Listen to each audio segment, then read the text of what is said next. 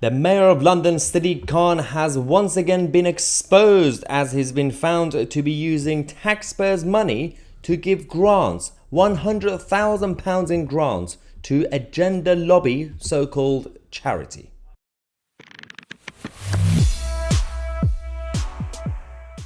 Okay, this is another expose day completely ignored by the broadcast media. Because there was a couple of reports in some newspapers this morning and last night about this issue. It's nothing new, but it's the details of the latest overspending from the mayor of London's office. So, Sadiq Khan, who has been completely destroying the capital of our country, has also been exposed.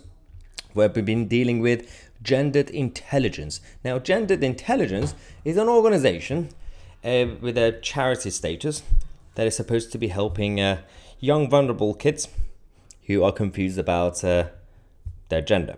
Now, problem with this is that we've discovered enough information about this organization that shows that they are more proactive rather than reactionary. They actually do things in a more visionary way, ideological, rather than just sit there and help people who are vulnerable and be actually diverse. Now, the problem with this, they mentor kids from the age of 11 about gender identity, age of 11. And the charity also runs online sessions to explore medical and social transition. It also holds the different swim sessions where you can actually wear whatever you want as long as your bottom half is covered. I don't know. The website also has tips on breast binding and advice and everything else about surgeries, and it tells young people that they can change their name and pronouns and title at any time they want, whenever they feel like, and they will support them and teach them how to do it. And I'm not exaggerating, I'm going to show you some graphics that actually shows that they are teaching kids rather than just be there to support them in their confused phases. So we got Sadiq Khan as mayor, who's a massive ally according to himself, and is proud, and he says well, they've given this group about £100,000 of taxpayers' money, but no justification, by the way. Absolute no justification, because this organization has a charity status. That means they are already getting money from supporters. So why do we have to have politicians taking our taxpayers' money by force and giving it to them when they are supposed to be charity, which means voluntarily members of the public can support it if they want or not? So that's the fundamental problem, let alone the actual activities of this organization that has faced a lot of controversies in the past anyway. Now, Susan Hall, the Conservative mayoral candidate, has come out to speak out to say Sadiq Khan is taking millions from the poorest with his ULEZ tax grab to throw at this woke nonsense. This is an incredibly poor use of taxpayers' money and shows once again that his priorities are not Londoners' priorities. Now, I do agree with Susan Hall on this issue, even though her campaign hasn't really been focusing on this yet. But that aside, the City Hall are still proud of it, and Sadiq Khan's office will continue to fund these sort of schemes. They've come out to say, well, Sadiq is a mayor for all Londoners and continues to do all he can to build a better London for everyone, from providing free school meals to all state primary school children to supporting some of the most vulnerable people in the capital. So this is one of the biggest lies of this mayor that we have. One, his policy and the Labour policy of free school meals for everybody. You know what that means, right? That means a lot of the more vulnerable people without kids, they're going to have to use the tax money that they have to give so that Sadiq Khan and Keir Starmer could give free lunch, free school meals to rich kids with rich parents. They are still going to get free school meals. So before, at least you could actually give it to more working class kids and more poor kids who didn't have the money. But now, oh yeah, rich kids are going to get fed using their taxes from the plumbers and taxi drivers. That's one issue. Secondly, he claims he cares about all Londoners. Vulnerable people? Everybody? Everyone? Even those who are white and straight and men and boys? No, of course not. We've already seen a report. This is from 2021.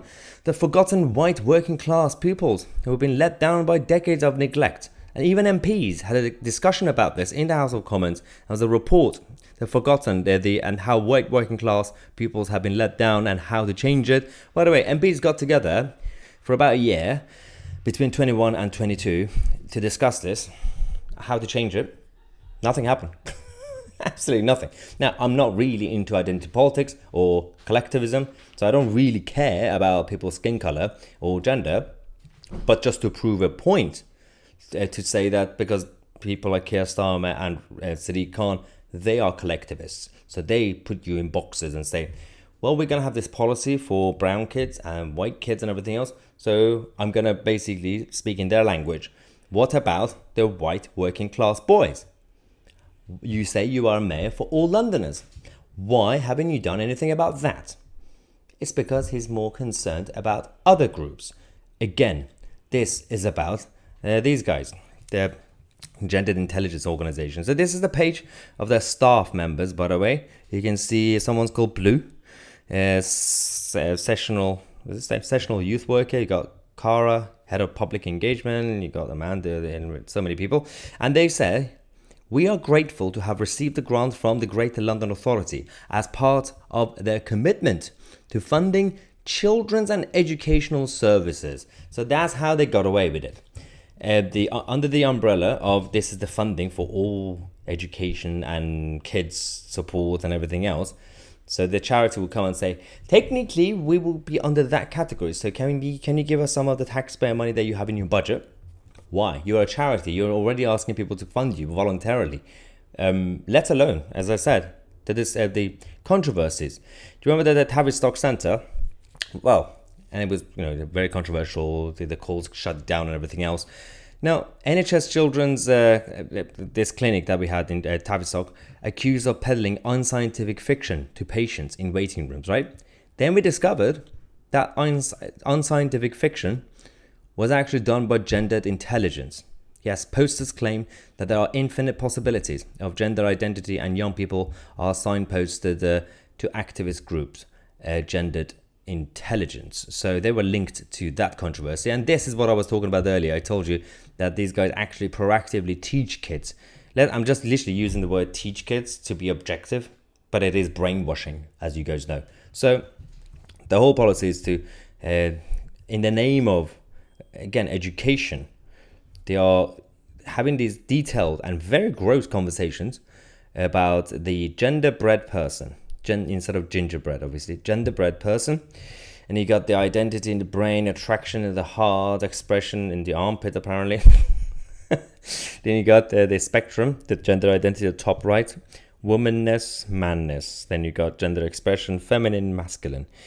Then femaleness, maleness. And then you've got being sexually attracted to you. The spectrum starts with nobody to women or men. Then you got romantically attracted to. You could also have nobody. So this is not really healthy, emotionally healthy or spiritually healthy, because they're giving you an option as a kid, so that you could choose not to ever be romantically attracted to anybody, and they want you to think that this was your decision. They'd say, well, we didn't teach kids, we didn't tell them to do that. Yes, it did. That's exactly what you're doing. So anyway, apparently it's still politically incorrect to even challenge some of these orthodoxies, but I don't think it should be, because this is not really about hate speech or hate crime. This is not being hateful about individuals. This is simply about having a reasonable debate, grown-up debate about what's happening to our children in our country. Let me know your thoughts. I'm Tousi, and we are the media.